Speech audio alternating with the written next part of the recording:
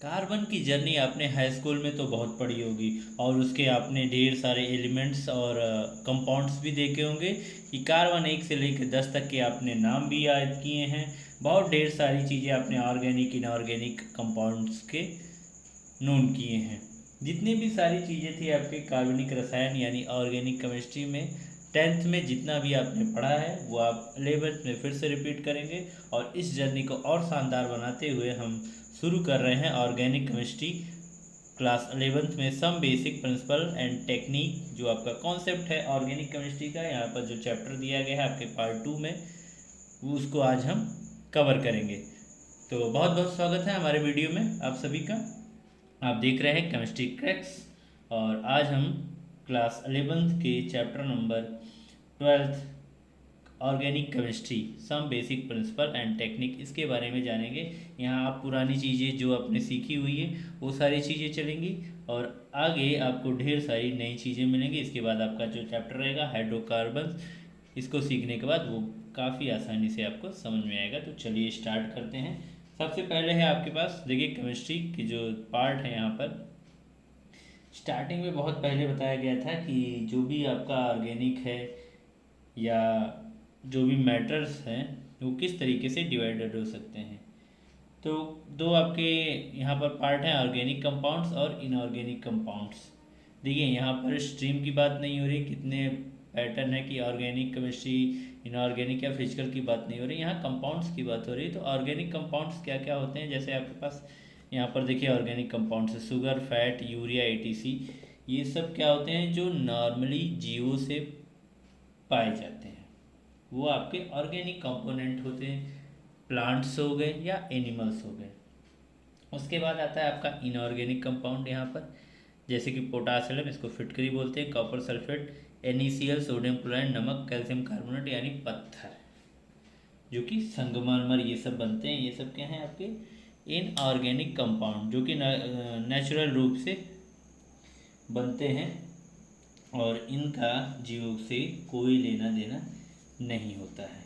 इन सब सारी चीज़ों को बताने के लिए सबसे पहले जो आपके द ग्रैंडफादर ऑफ केमिस्ट्री आए थे, वर्जिलियस।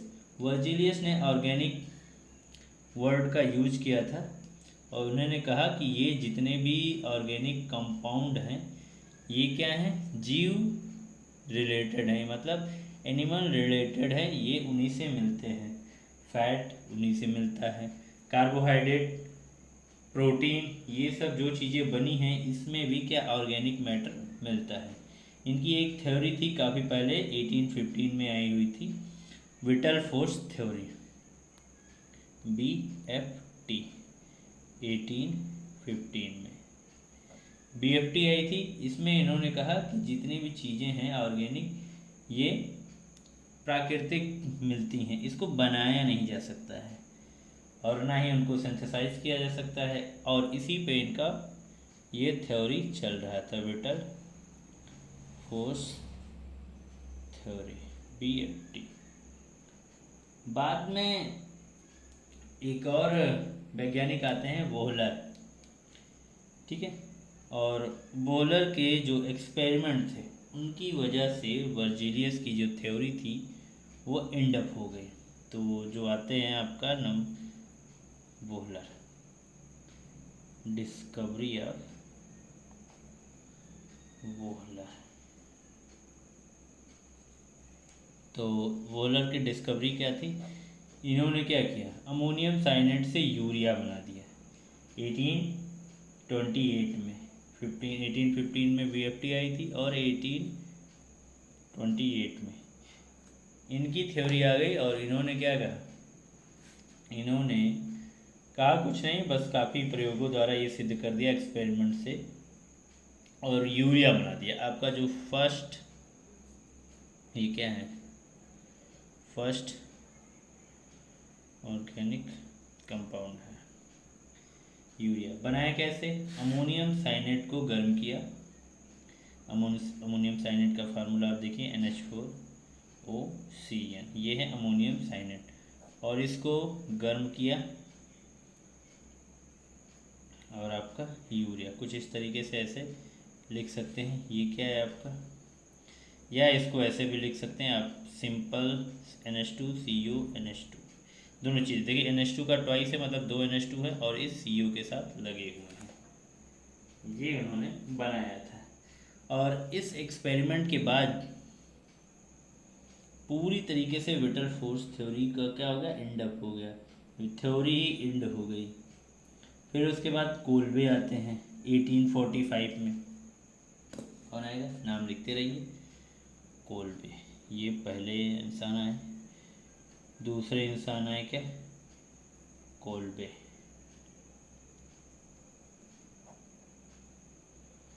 1845 में।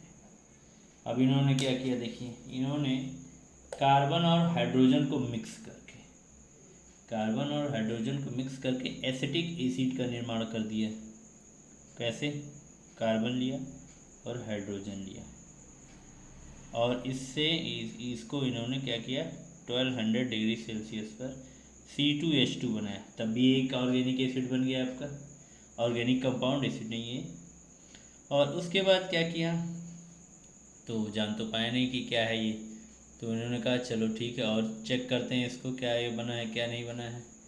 फिर क्या किया, इसको इसमें डाल दिया डाइल्यूट H2SO4, और जैसे ही डाइल्यूट H2SO4 डाला, साथ में इसमें HgSO4 भी, मर्क्यूरिक सल्फेट भी मिला दिया, फिर ये बन गया एल्डिहाइड CH3CH, जो कि आप नॉर्मली देखते भी हैं आपके संश्लेषण में यानी सिंथेसिस में।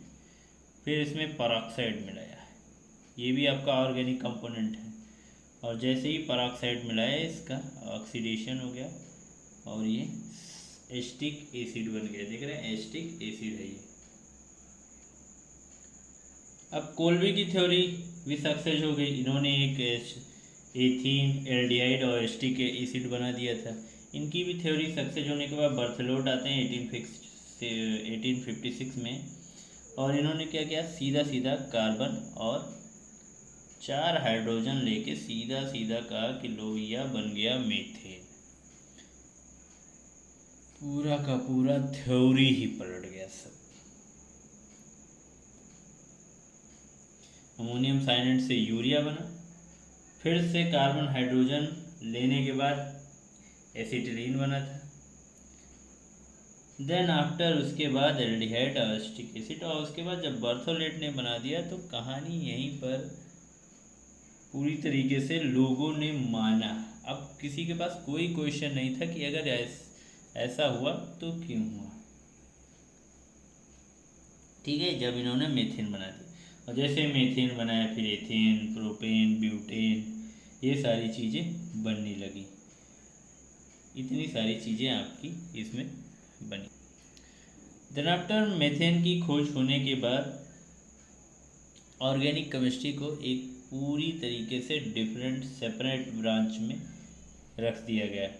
अब इसके कार्बनिक जो बंध हैं, कार्बन हाइड्रोजन यानी हाइड्रोकार्बन और कार्बन कार्बन जो बॉन्ड बनेंगे, इसी के लिए हम आगे चर्चा करेंगे। इसमें bonding number, composition, melting and boiling point, electricity, conductivity, solubility, origin, complex structure, isomerism, combustion, stability, इतनी सारी चीज़ें इसके फिजिकल डिमांड में आती हैं। साथ ही हम अब जानेंगे कि difference between organic and inorganic compound, कार्बनिक और अकार्बनिक यौगिकों में अंतर क्या क्या होते हैं। देखिए differences between organic and inorganic compound. देखिए इसमें क्या है, जैसे ऑर्गेनिक कंपाउंड है, ये होते हैं हमेशा कॉम्प्लेक्स कंपाउंड रहेंगे। इनऑर्गेनिक का जो स्ट्रक्चर होता है काफ़ी इजी होता है। कार्बन कंपाउंड से बने होते हैं ऑर्गेनिक, और ये किसी भी आपके 118 या 117 तत्व मान लीजिए, अगर कार्बन को छोड़कर किसी भी तत्वों से, एलिमेंट से बन सकते हैं। नेक्स्ट है, ये फ्लेमेबल होते हैं, फ्लेमेबल मतलब ज्वलनशील होते हैं। ये नॉन फ्लेम, देखिए ये इनका मेल्टिंग पॉइंट और बॉइलिंग पॉइंट भी क्या होता है, काफ़ी डाउन होता है, एकदम कम होता है।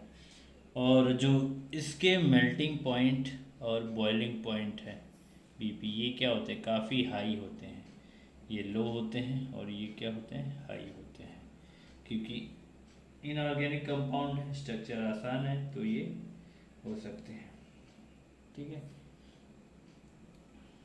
अब इसमें और भी जैसे सोर्स ऑफ ऑर्गेनिक कंपाउंड, देखिए ये सारे हैं आपके सब organic source of organic compound, जिसमें प्लांट से आपको शुगर, स्टार्च, सेलुलोज और मेडिसिन मिलेगा। एनिमल में प्रोटीन, फैट, यूरिया, एंजाइम और जैसे आपको नीचे ज़मीन से पेट्रोलियम मिलता है, उससे कोल तार मिलता है, यानी जो तार को बेंजीन उससे मिलता है, टैलुइन मिलता है, परफ्यूम, पैराफीमूम, वैसलीन, केरोसिन ऑयल, ये बहुत सारी चीज़ें हैं जो ऑर्गेनिक कंपाउंड्स के सोर्स हैं।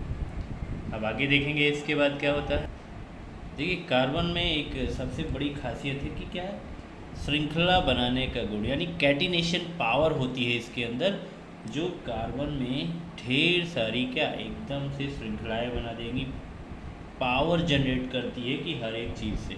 जैसे सिंगल बॉन्ड का आपका मीथेन होता है, ठीक, मीथेन है ये सिंगल कार्बन है। अगर आपको एथेन बनाना है तो कार्बन कार्बन कार्बन कार्बन, इस तरीके से आपका सिंगल बॉन्डेड हो गया। डबल बॉन्ड में भी आपका कार्बन कार्बन डबल बॉन्ड के साथ चलेगा। देखिए ऐसे बनते हैं ना आपके 1 2 3 कंपाउंड बन गए। कार्बन कार्बन ट्रिपल बॉन्ड में भी चल जाएगा। ये क्या है, एसिटिलीन है। और बड़ी श्रृंखला बनानी है तो कार्बन कार्बन कार्बन, इतने जितने चाहिए आपको उतने कार्बन, सब के किनारे किनारे आपको क्या लगा देना है, हाइड्रोजन लगा देना है। ये अंडरस्टूड होता है, जो ये बॉन्ड है ये सब रिप्रेजेंट करते हैं किसको, हाइड्रोजन को। Every bond has represent to the hydrogen. ये एक श्रृंखला हो गई। कुछ ब्रांच सेक्शन भी होते हैं, जैसे कि ऐसे, ये सब क्या है, ऐसे ऐसे आपको हाइड्रोजन हर जगह, ये सब क्या है, ये सब किनारे किनारे चारों तरफ हाइड्रोजन आपको लगाना है, इतना ध्यान में रखिएगा। इस तरीके से बनता है। कुछ साइक्लो कंपाउंड भी बनते हैं। कैसे, साइक्लो कंपाउंड, जैसे कार्बन, एक कार्बन इधर एक कार्बन इधर, ये देखिए ट्रायंगल बन गया, साइक्लोप्रोपेन इसको बोलेंगे। अच्छा इसका नाम भी आप रख सकते हैं, 1 2 3 4 5 6 हेक्सेन है, 1 2 3 4 5 क्या है, 3 मेथिल पेंटेन हो गया। साइक्लोब्यूटेन भी बना सकते हैं, ये देखिए साइक्लोपेंटेन भी बना सकते हैं। एवरीवेयर, कोने कोने में है कार्बन, देख रहे हैं। हेक्सागोन भी बना सकते हैं, साइक्लोहेक्सेन। कितने अच्छे से बन गया ना सब।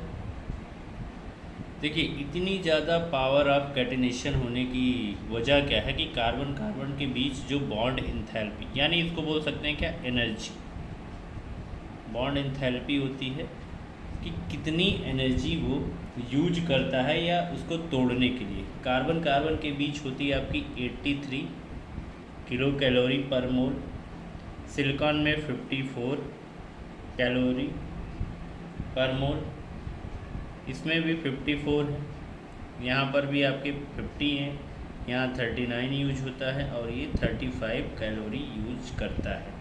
मतलब देखिए अगर ऑक्सीजन, नाइट्रोजन, फास्फोरस, सल्फर या सिलिकॉन अपने अपने बॉन्ड तोड़ेंगे तो नंबर किसका आएगा, जैसे 35 39 50 54, ये आसानी से आपके जैसे जैसे आपका एनर्जी बढ़ती जाएगा ये सब टूट जाएंगे। ये क्या है, काफ़ी, इन सबसे काफ़ी ज़्यादा 83 कैलोरी पर मोल, मतलब कार्बन से कार्बन के बॉन्ड को तोड़ने के लिए आपको इतनी ज़्यादा एनर्जी यूज करनी पड़ेगी। और इस वजह से क्या होता है कि कार्बन के जो बॉन्ड होते हैं वो काफ़ी ज़्यादा स्टेबल होते हैं और आसानी से ये कोई भी कंपाउंड क्रिएट कर सकते हैं। और इनकी स्टेबिलिटी ऑर्डर आप जान ही गए होंगे कि ये क्या है, सबसे बड़ा है, फिर ये है, ऐसे भी कर सकते हैं, ये दोनों इक्वल हैं, ये बड़ा है ये बड़ा है। अब स्टेबिलिटी ऑर्डर भी लिख सकते हैं, अगर पूछा जाए कि बॉन्ड स्टेबिलिटी किस में सबसे ज़्यादा होगी तो आप इस तरीके से बता सकते हैं। और उसके बाद देखिए बॉन्ड एंथैल्पी, ये तो अलग अलग एलिमेंट के लिए भी होगी। अगर हम यूज करें कि कार्बन कार्बन और कार्बन से जुड़े अन्य चीज़ें, जैसे कार्बन कार्बन कार्बन से जुड़ा एक हाइड्रोजन आपका हो गया, कार्बन से जुड़ा ऑक्सीजन हो गया, कार्बन से जुड़ा क्लोरीन हो गया, कार्बन से जुड़ा नाइट्रोजन हो गया और कार्बन से Br जुड़ा। यहाँ पर बॉन्ड एंथैल्पी कितनी कितनी हो सकती है, यहाँ पर कार्बन कार्बन अभी आपने देखा क्या 83 है, ये क्या है कैलोरी पर मोल, इतनी ऊर्जा है। ठीक है, कार्बन हाइड्रोजन, ये हाइड्रोकार्बन जो होते हैं इससे भी ज़्यादा टाइटली बॉन्डेड होते हैं, इनके लिए और एनर्जी चाहिए होती है। कार्बन ऑक्सीजन में ये भी थोड़े से ज़्यादा हाई पावर होते हैं, कार्बन कार्बन टूटेगा, कार्बन ऑक्सीजन जल्दी नहीं टूटता है, लेकिन कार्बन क्लोरीन 81 होता है, कार्बन नाइट्रोजन में 73 होता है, कार्बन ब्रोमीन में 68 होता है। तो देखिए कार्बन और हाइड्रोजन की जो बॉन्ड एंथैल्पी है वो कार्बन कार्बन बॉन्ड से ज़्यादा है, इसीलिए जैसे आपने देखा ये second double bond triple bond, तो इसमें ये क्या होते हैं, ये जल्दी टूटते हैं, ना कि ये हाइड्रोजन टूटते हैं। ठीक है, इतनी सारी प्रॉपर्टीज़ होती हैं। आगे देखते हैं, देखिए कुछ इसमें कार्बन की डिग्रियां हैं कि कैसे हम पहचानेंगे 1 degree carbon, 2 degree carbon, 3 degree या 4 डिग्री। असल में ये डिग्री होते क्या हैं, जब कार्बन अपने ही कार्बन सेम एलिमेंट से जुड़ा हुआ होता है और जितनी बार जितनी तरफ से जुड़ा होगा उस तरीके से उसको बताया जाएगा। जैसे देखिए अगर कार्बन कार्बन ये सिंगल बॉन्डेड है, ठीक है, चारों तरफ से जुड़ा हुआ है, तो ये क्या है, ये इससे जुड़ा हुआ, ये इससे जुड़ा हुआ। अब ये क्या है, दोनों आपस में 1 डिग्री कार्बन है, लेकिन इससे अगर देखिए ये क्या 1 डिग्री हो गया, 1 डिग्री, लेकिन ये कार्बन इन दोनों कार्बन से जुड़ा हुआ है तो ये 2 डिग्री हो गया।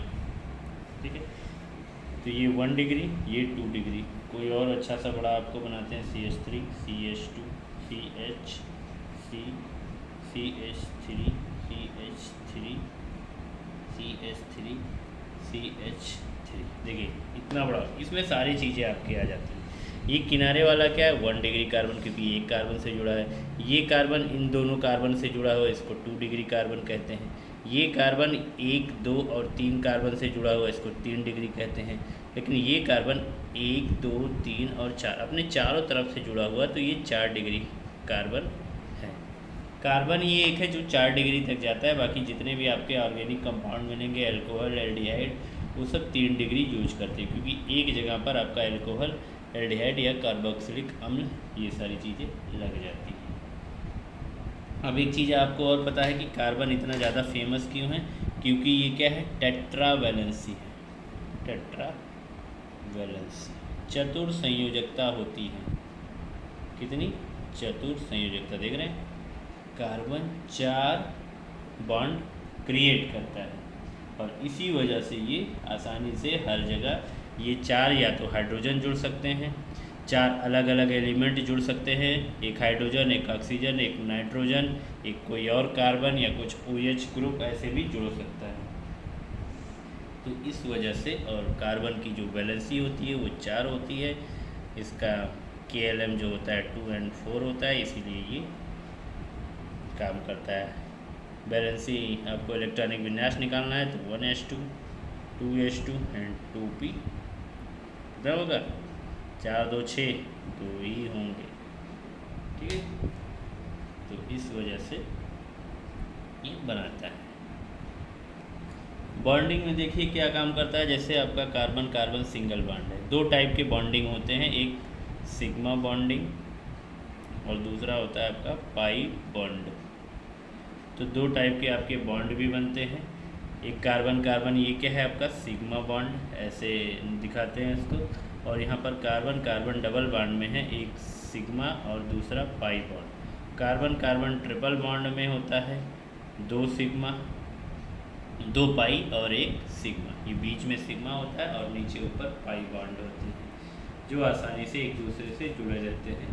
आपके ऑर्बिटल जो होते हैं SPDF और सिग्मा पाई उसी तरीके से ये जुड़े रहते हैं, जैसे कि देखो इसमें S और P ब्लॉक है तो दोनों आपस में जुड़े रहते हैं, सिग्मा यानी S ब्लॉक के लिए और पाई P ब्लॉक के लिए, जो आपके कक्षक यानी शेल से जुड़ते हैं वो बनाते हैं।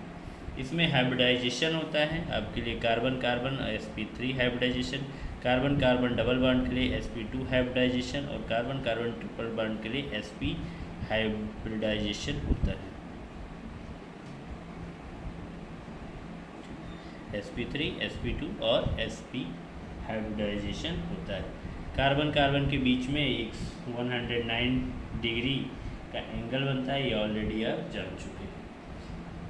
ठीक है, इतनी सारी चीज़ें हैं। अब कुछ आपके जो एग्जांपल्स रहेंगे और सारी चीज़ें किस तरीके से आप चेक करेंगे वो आपको अगले वीडियो में हम देते हैं। ये लेक्चर हमारा आज समाप्त होता है। नेक्स्ट वीडियो के लिए आप वेट करिए और इसको पढ़ते रहिए। Okay, thank you.